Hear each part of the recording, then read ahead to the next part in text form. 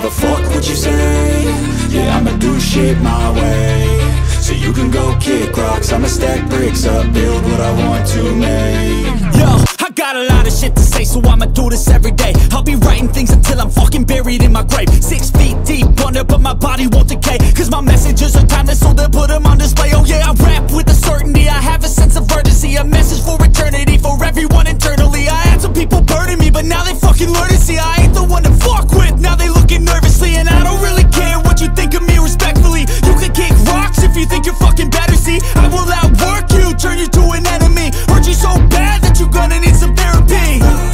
I got the motherfucking recipe. I've been cooking up hits. Hát sziasztok! Itt vagyunk Barnabással. De inkább mondd el, hogy ő micsoda? Eunos Cosmo. Mesélj róla. Mazdának luxus márkája. 90-től 96-ig volt, de csak kicsit volt, mert csak 8000-et gyártottak belőle. Az igen. Jó volt a dolog, megépítették a legjobb autójukat, amit valaha építettek. Ettől összeomlott a japán gazdaság, úgyhogy senki se vette meg.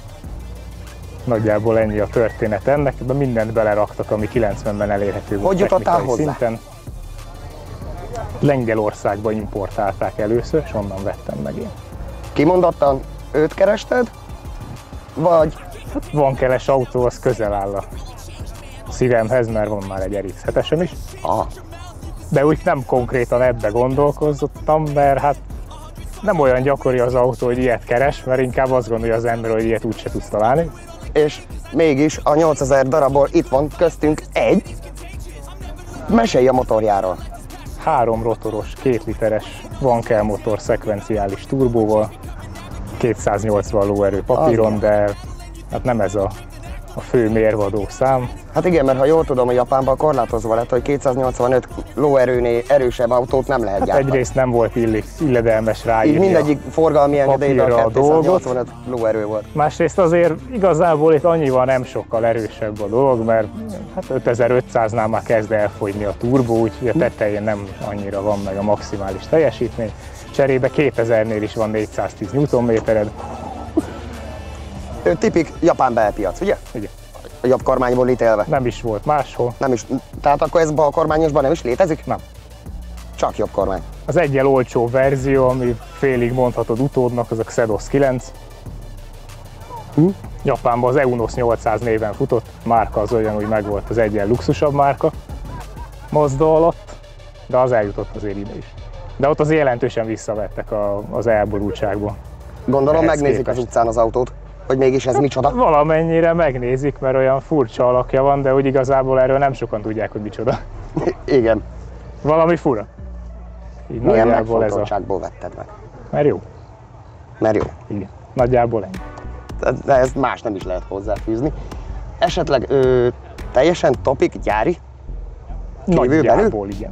Vagy azért módosítottál rajta a monitor valamit középről, mert az még szerelés alatt van, de ezt leszámítva úgy kinézetileg majdnem gyári. Még motorikusan is? Leszámítunk. Motorikusan is.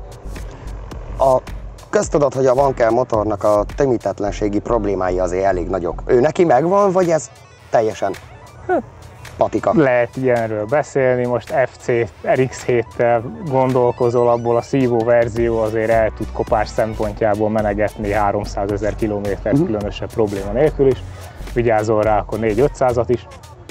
Turbós nyilván kevésbé bírja, tehát nem feltétlenül, főleg régebbi Wankeleknél ez a legnagyobb problémája a dolognak.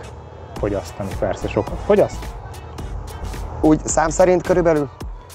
Hát egy Veszprém oda-vissza bő 300 kilométeren, ahol nem volt taposva különösebben az autó, hanem csak úgy normálisan használva, hogy 14 fél volt.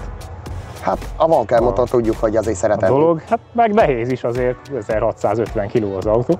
Az igen. Azért van mit mozgatni. Van persze. Így ebben. Vannak-e vele további tervek? Így meghagyod gyáriba, vagy azért kerül bele valami?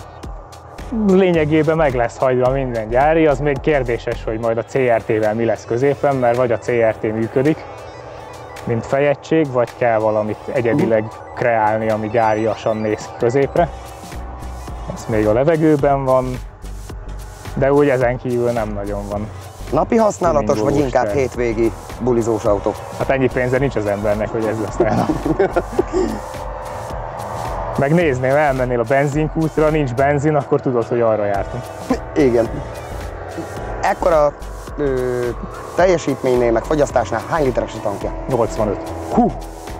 A borámnak 55.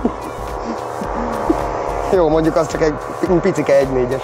Hát ugye, ott állsz a kúton, berakod, amikor 80-at kellett tankolni, így néz az ember, mennek fölfelé a számok, Igen. még tovább megy fölfelé a szám. Hát nagyon szépen köszönöm, hogy megmutattad az autódat. További sok-sok boldogságot kívánok neked Meg lesz. ő vele. És az, hogy minél tovább ebben az állapotban megmaradjon. Meg lesz.